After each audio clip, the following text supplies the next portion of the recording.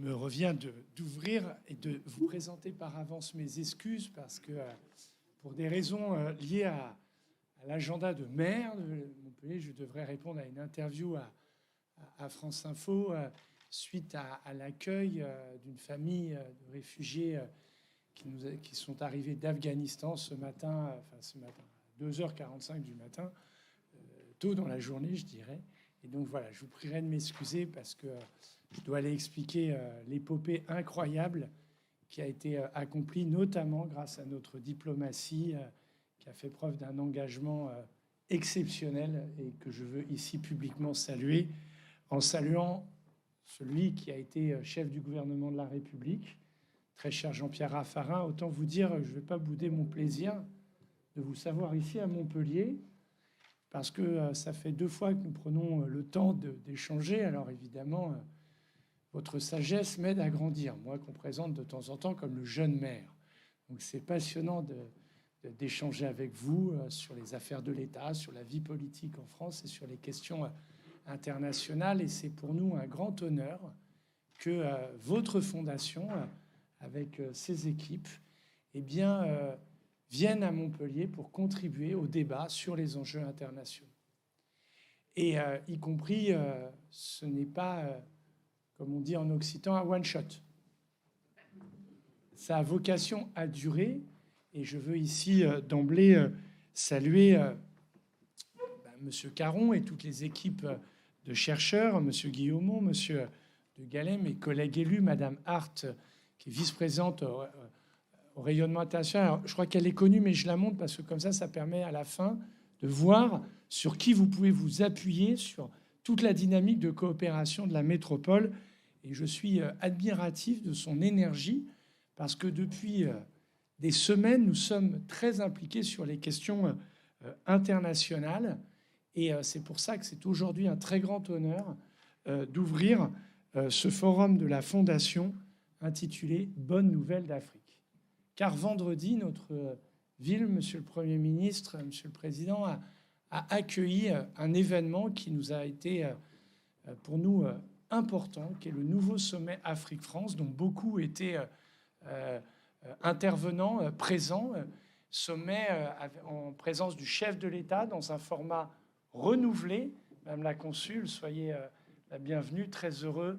La consul générale du Maroc qui nous fait l'amitié de sa présence dans un format renouvelé, mobilisant les diasporas, ce que le président de la République a appelé la part d'africanité de la France, à l'assumer, et ceux qui incarnent l'avenir de ce continent, sa jeunesse, ses entrepreneurs, cette société civile, cette énergie du continent africain qui s'est retrouvée à Montpellier pendant une journée, mais que nous avions su mettre en avant à travers de nombreuses manifestations, de projets qui se sont tenus dans la ville, notamment un remarquable mobilisation de la communauté scientifique avec les Global Days où les chercheurs du continent africain ont dialogué avec les chercheurs montpelliérains. En même temps, c'est une grande habitude entre eux, mais là, ça a été une forme de point d'orgue, ouvrant de nouvelles perspectives, tout comme, et j'ai eu le plaisir de vous offrir cet ouvrage,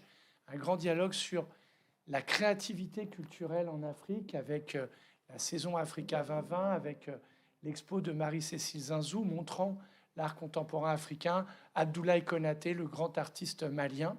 Et puis, pour beaucoup d'acteurs économiques, je n'arrête pas d'entendre parler de différents pays d'Afrique où il se passe des choses, où des projets sont en perspective. Et c'est bien cela que nous souhaitons, c'est bien à travers cela que nous souhaitons inscrire Montpellier. Un lieu qui est une ville cosmopolite, ouverte depuis longtemps au monde. D'ailleurs, la fondation de notre ville est certes proche de la Méditerranée, mais elle est liée aux influences hébraïques, arabo-musulmanes par le savoir. Benjamin de Tulède raconte Montpellier où on y parle toutes les langues. Ces propos de l'époque sont très contemporains aujourd'hui, parce qu'en déambulant tout à l'heure dans les rues de la ville, eh bien, on pouvait entendre parler différentes langues, et notre ville est ouverte à cela. Et donc, nous souhaitons nous inscrire dans cette relation avec l'Afrique, que la France redéfinis et qui sont l'objet des travaux de ce colloque. Mais nous souhaitons aussi être une ville, et je veux le dire ici avec cher Valère, très heureux de te saluer. Nous sommes aussi une ville qui a une grande tradition universitaire et qui est une ville qui aime, en tout cas moi je suis très attaché à ce qu'elle porte le débat d'idées, le débat intellectuel, les controverses académiques, les échanges qui nous permettent de féconder l'esprit, d'identifier des idées nouvelles, défricher des chemins nouveaux et ne surtout pas rester prisonnier de postures, de certitudes qui parfois nous empêchent d'avancer ou pire, nous empêchent de nous comprendre et génèrent des rivalités qui peuvent conduire à des violences verbales ou physiques. Et donc, c'est pour ça que c'est très important qu'après ce sommet, eh bien, finalement, c'est votre fondation qui ouvre la suite du débat sur principalement les acteurs économiques, mais aussi les acteurs scientifiques, avec un titre remarquable, « Bonne nouvelle d'Afrique ».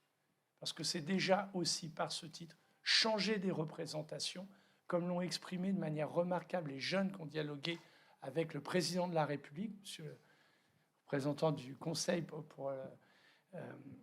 côté du président, excusez-moi, je n'ai pas la formule exacte ici, mais qui ont su interpeller, dire un certain nombre de choses et qui compris, il faut arrêter de dire l'Afrique, c'est ce pays, ce continent qu'on doit aider, qui est pauvre. Non, il a une énergie et cette énergie, c'est ça les bonnes nouvelles. Alors dans le colloque, dans vos travaux, on va en identifier 2 nouvelles.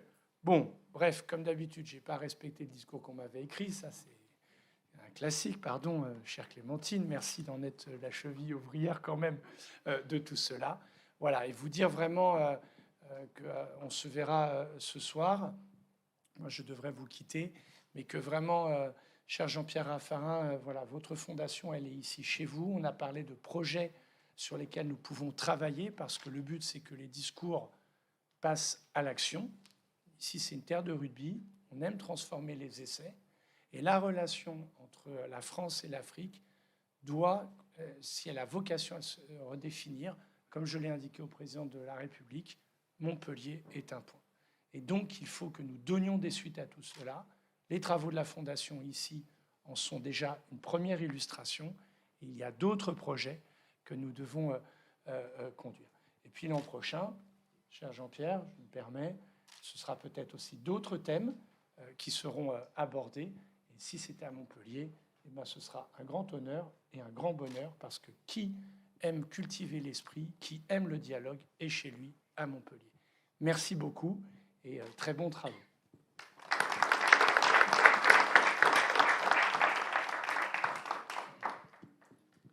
Merci beaucoup, Michael, monsieur le maire. Merci beaucoup de votre accueil. Je voudrais, en saluant toutes les personnalités qui sont ici, d'abord vous dire qu'aujourd'hui, à Montpellier, nous sommes tous des Afghans. Et je voudrais dire la fierté d'un petit gars du Poitou de voir une ville se comporter de cette manière. En France, c'est une grande fierté. Et oui, je sais qu'il y a un pot de vin dans la salle. On n'est pas mal non plus, mais enfin quand même. Là, je suis fier de la ville de Montpellier. Comme tous les Français, on peut être fier de cette générosité, détermination, loyauté, fidélité, un engagement précédent, enfin, beaucoup de choses, et avec tout ce qui est de tracasserie et difficulté, et puis au fond de surmonter la guerre par des initiatives de cette nature, par l'accueil. Je voudrais vraiment vous dire, monsieur le maire, que nous sommes admiratifs et on est très sensibles au fait que tous les Montpelliérains se sont sentis mobilisés par cette initiative. Merci donc à vous, à la ville de Montpellier, de nous accueillir. Je sais que vous devez partir à 3 heures, non ? Il est 3h moins 5. Alors vous partez, je vous mets à l'aise parce que c'est des cours à rater les rendez-vous. On n'ose pas partir pendant un discours, donc vous inquiétez pas. Vous inquiétez pas. Hein, surtout que je vais commencer par un proverbe congolais. Vous savez, quand on parle en Afrique, on commence par dire la première des choses, c'est de prendre pitié de ton auditoire. Donc, je mesure qu'il vous faut beaucoup de courage pour prendre des discours cet après-midi. Alors, plusieurs choses rapidement. D'abord, des remerciements à toute votre équipe, Monsieur le maire, à Claire Hart, l'adjointe, qui a mis toute son intelligence et son énergie bienveillante à ce programme et à ce projet. Je salue les équipes de la mairie, donc, le CIRAD, l'IRD, l'Université de Montpellier, toutes les initiatives, la FIRDI, tous les partenaires qui sont aujourd'hui, le CIAN, tous nos amis qui sont ici présents. Si on n'agit pas ensemble, évidemment, on ne peut arriver à rien. Je crois qu'il est tout à fait significatif qu'on se réunisse une semaine après le sommet Afrique-France, parce qu'au fond, ça va être l'occasion, un peu entre nous, puis aussi dans le débat, de faire une sorte de débrief et d'essayer de ressentir les choses telles qu'elles sont aujourd'hui restées, quelle est la cicatrice dans la terre que laisse ce sommet, et qu'est-ce que nous pouvons en tirer. Et on a un certain nombre de projets qu'on voudra développer avec vous.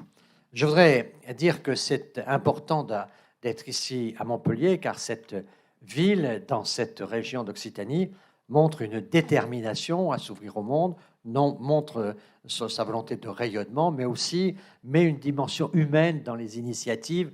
Et au fond, c'est ce qui est intéressant aussi avec l'Afrique, c'est de parler à des Africains et des Africaines, d'avoir une logique très humaine de notre approche pour essayer d'avoir des initiatives qui touchent à cette énergie humaine qui est sans doute la première des forces africaines. Et donc, on est très heureux de pouvoir travailler ensemble ici à Montpellier grâce aux initiatives de tous. Notre rencontre se place à une période quand même très importante pour l'Afrique, puisque aujourd'hui, en ce moment même, à Washington, il y a une réunion avec les assemblées annuelles du FMI et de la Banque mondiale sur les questions d'ETS, sur les questions de financement. Donc on voit bien que l'Afrique est au cœur quand même de notre actualité mondiale, et elle sera aussi au cœur dans les prochains jours avec la COP de Kunming sur la biodiversité, avec la COP de Glasgow ensuite sur les questions de climat. Et on voit que nous sommes aujourd'hui dans une actualité internationale dans laquelle l'Afrique a toute sa place, à la fois comme acteur, mais aussi comme espace particulièrement concerné par ces évolutions et ces différentes initiatives qui peuvent être prises au niveau multilatéral et aussi dans l'intérêt de l'Afrique particulièrement concernée. Pour ne pas être trop long, je voudrais simplement vous faire part de 4 convictions pour nos débats et pour notre action qui me paraissent importantes. La première, c'est un combat et qu'il faut vraiment avoir en tête. Il faut éviter cette marginalisation de l'axe euro-africain dans la guerre sino-américaine. Nous sommes aujourd'hui dans une tension, on dit guerre froide, entre la Chine et l'Amérique. Les deux hyperpuissances s'affrontent, les deux propagandes sont mobilisées l'une contre l'autre, et nous sommes, nous, Européens, un terrain où se développent ces initiatives et ce rapport de force extraordinairement puissant. Mais l'Afrique aussi, parce qu'elle a un certain nombre de défis, est concernée par cette rivalité qui peut prendre différentes formes, qui peut être celle de l'oubli, c'est-à-dire qu'on se concentre sur d'autres objectifs que le développement de tous les continents, ou alors un espace de guerre entre les deux pour un certain nombre ou de matières premières ou d'objectifs très précis. Et donc, il faut qu'on fasse très attention parce que dans cette nouvelle donne des relations internationales qui va marquer notre paysage pendant peut-être des décennies, parce que quand le numéro 1 a peur du numéro 2 et que le numéro 2 se verrait bien à la place du numéro 1, ça peut durer un certain temps, y compris quand le numéro 1 devient numéro 2 et que le numéro 2 devient numéro 1. Et que cette rivalité-là, dite piège de Thucydide, elle est face à nous et elle va avoir des conséquences très importantes, y compris sur l'Europe et sur l'Afrique. Et de ce point de vue-là, cette rivalité Est-Ouest ne doit pas effacer cette solidarité Nord-Sud qu'il y a entre le continent européen et le continent africain. Nous sommes dans cette situation ensemble pour éviter la marginalisation dans les relations internationales qui pourrait nous arriver. Deuxièmement, je pense que, deuxième conviction très importante, que dans ce contexte des 2 COP dont je vous parlais, il nous faut rechercher, notamment avec l'Afrique, dans ce monde international troublé, une cause commune, une cause à laquelle nous sommes tous très attachés, de manière égalitaire, sans qu'il y ait une supériorité de l'un sur l'autre, et qui peut nous rassembler. Seules les forces qui rassemblent aujourd'hui pourront se faire entendre dans un monde tendu, dans un monde de rivalité. Parmi les choses qui me paraissent capables de dégager une énergie commune entre l'Europe et l'Afrique, c'est l'évolution aujourd'hui vers cette conscience de la planète comme notre nouvel horizon politique. Il y a 10 ans, il y a 15 ans, on ne parlait pas de la planète comme horizon politique. Quelquefois, on parlait des continents, mais on parlait peu de cette planétisation des consciences qui est en train d'aujourd'hui de devenir une sorte de nouveau consensus de Washington, c'est-à-dire un nouvel accord international. Qui dit accord international dit aussi rivalité internationale.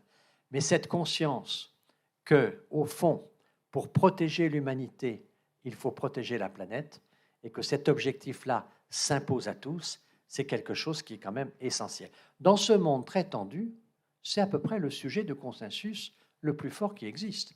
Si vous regardez le discours de Xi Jinping quand il signe l'accord de Paris, et le discours de Biden quand il rejoint l'accord de Paris, ces discours sont assez voisins.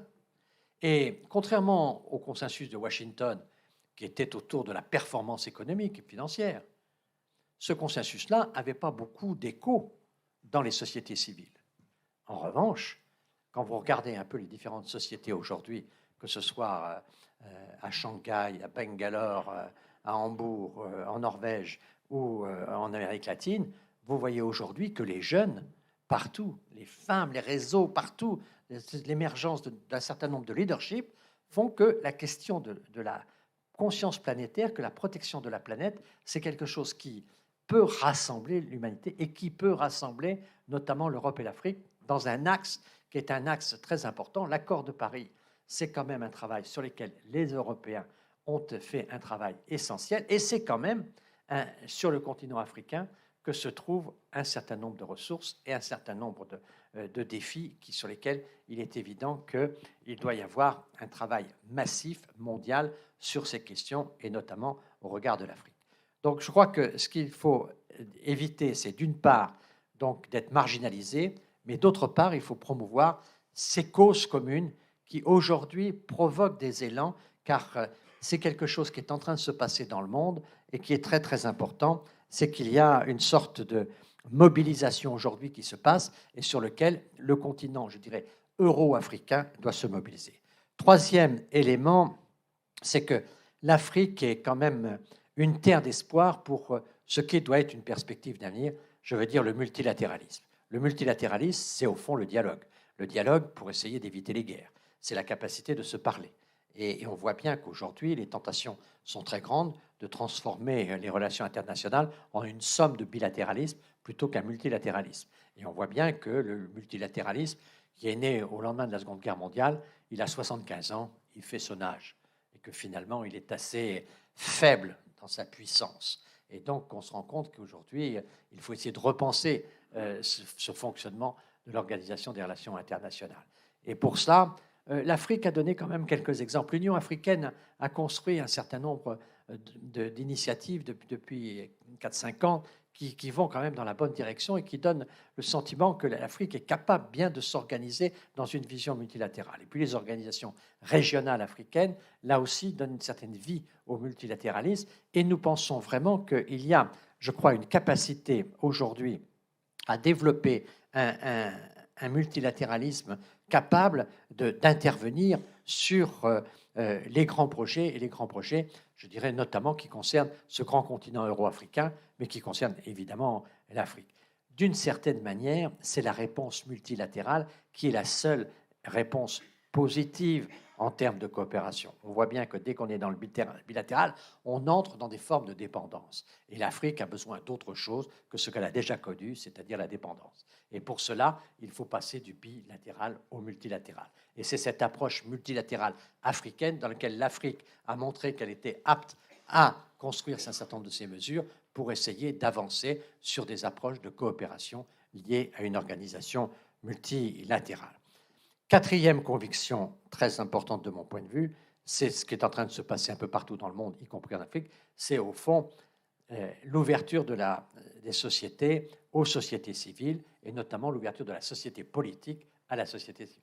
On a vu pendant très longtemps que, au fond, le politique prenait une sorte de monopole de l'action publique. Aujourd'hui, on voit bien que partout, les sociétés civiles, les associations, les activités entrepreneuriales, un certain nombre de leaderships sont aujourd'hui créés pour porter un certain nombre de causes et pouvoir faire avancer un certain nombre de phénomènes.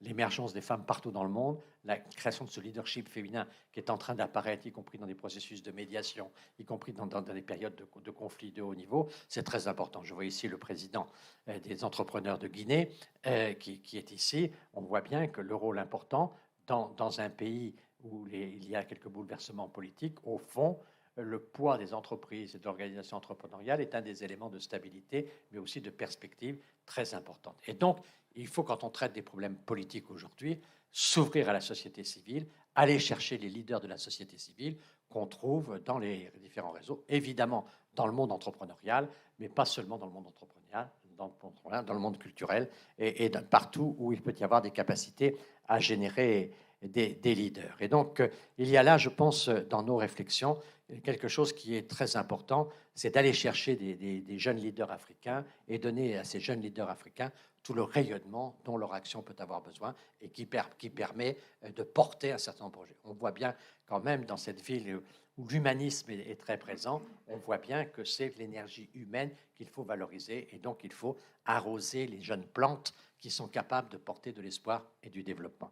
Voilà 4 réflexions. Éviter la marginalisation de l'axe nord-sud, chercher une cause commune, et pour moi la planétisation des consciences en est une, essayer d'avancer sur une approche multilatérale, y compris sur des sujets comme l'action de la Chine, l'action de l'Europe, l'action du Japon, l'action de la Russie. Mais tout ça pourrait être plus efficace et plus juste si c'était fait de manière multilatérale. Et puis, chercher un certain nombre d'ouvertures à la société civile pour aller identifier les leaders. Je crois qu'il nous faut, en Afrique comme ailleurs, plus de leaders, et puis trouver des causes qui sont des causes elles-mêmes des causes leaders, comme celle de la protection de la planète. Voilà quelques réflexions que je mets en pâture avant vos différents travaux, mais je voudrais en terminant vous dire que ce qui me paraît très important, c'est en effet de parler de bonnes nouvelles et d'aller chercher les points d'appui.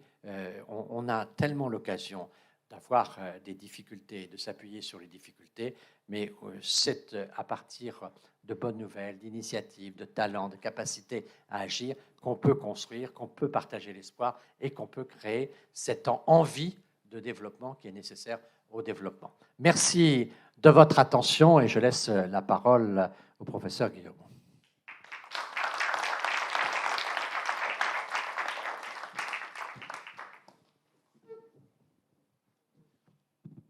Merci beaucoup, Monsieur le Premier ministre, chers amis, cher Serge, directeur général de la Fondation Prospective et Innovation. Je me suis demandé un instant ce que je venais faire au milieu de ces grandes personnalités, mais je dois vous dire que nous avons un compagnonnage de longue date avec la Fondation Prospective et Innovation pour les bonnes nouvelles d'Afrique, événement auquel nous avons participé depuis l'origine, nous, je dis la FERDI, et nous sommes heureux d'y avoir été associés une fois encore, cette fois-ci à Montpellier, dans un format, dans un environnement et dans une atmosphère qui sont toutes nouvelles. Alors, évidemment, quand on a annoncé ces bonnes nouvelles d'Afrique, aujourd'hui en 2021 à Montpellier,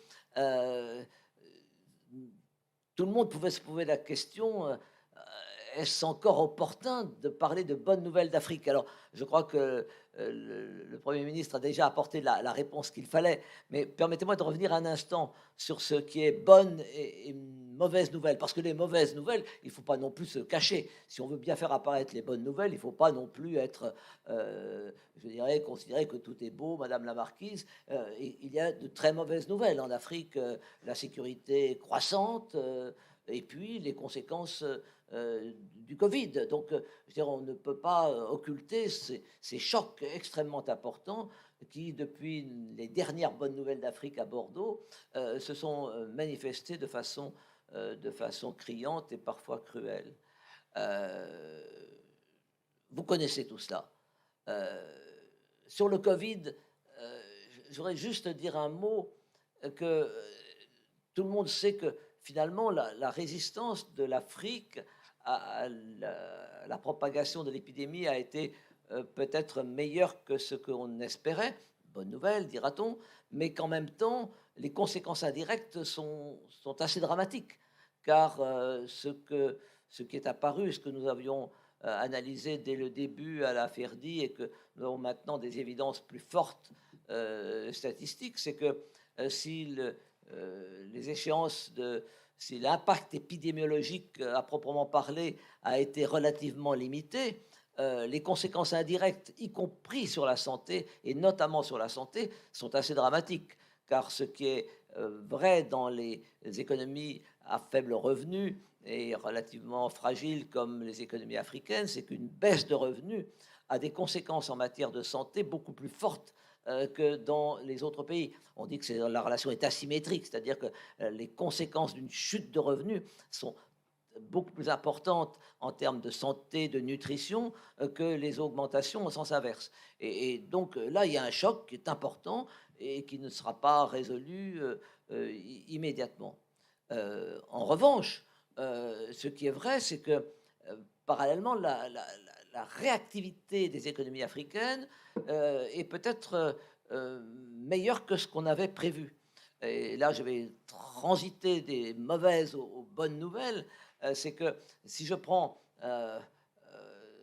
mon ami Kako me permettra de citer l'UMOA, nous avions il y a 2 ans des perspectives de croissance en UMOA qui prolongeaient la tendance des 2-3 dernières années, qui étaient relativement bonnes, qui étaient même les meilleures d'Afrique, disait-on. La chute entre les perspectives de croissance pour 2021, pour 2020, pardon, avant le Covid, et puis ce que l'on anticipe maintenant, ce que l'on estime maintenant, est une chute de moins 5 points de croissance. On anticipait 3, on pense avoir moins 2, moins 5. Mais c'est assez fort, mais en même temps, c'est une chute moindre que celle que l'on constate dans le reste de l'Afrique, où on avait plus 2 de croissance et on a moins 5 de croissance. On a une chute de 7 points de croissance. Donc, d'une certaine façon, cette zone s'est adaptée un peu mieux. Je ne sais pas si c'est grâce à l'avenue de Kako à la commission du mémoire, mais pour 2021, on anticipe de nouveau un taux de croissance de 3%, supérieur au reste de l'Afrique. Donc, c'est dans les mauvaises nouvelles, une nouvelle plutôt bonne pour cette région. Ce qui m'amène aux vraies bonnes nouvelles. Alors, on dit toujours à chaque chose malheur est bon, mais la sévérité de la crise sécuritaire et sanitaire a fait prendre conscience à la communauté internationale de l'importance de passer de la parole aux actes et de donner une réponse qui soit à la mesure des enjeux. Ça a été le sens du sommet sur le financement des économies africaines, auquel on a essayé de participer à notre modeste échelle à la FERDI. Jean-Marc Gravellini était à cette place ce matin. Il a contribué aux réflexions du sommet avec une équipe de la FERDI sur le financement de la petite entreprise en Afrique et notamment en zone rurale. On ne sait pas tout ce que cela va donner, mais je crois qu'il y a une espèce de mobilisation très forte et qui n'est pas seulement verbale pour essayer de trouver des moyens appropriés pour répondre aux questions qui n'ont pas été résolues dans le passé et que la crise a fait apparaître plus criantes qu'antérieurement. Donc je crois qu'il y a vraiment un progrès qui s'est établi, dont le sommet sur le financement des économies africaines est un élément, dont la création, la location supplémentaire de DTS évoquée par le Premier ministre il y a un instant en est un autre, mais on en est, je dirais pas au milieu, mais presque au début du processus, puisqu'il s'agit non seulement de réallouer les DTS vers les pays avancés. On discute sur les modalités, on discute sur les destinataires finales, et nous nous efforçons à la FERDI, en collaboration avec d'autres think tanks étrangers, de promouvoir l'idée d'une réallocation qui soit fonction de la vulnérabilité des pays sur lesquels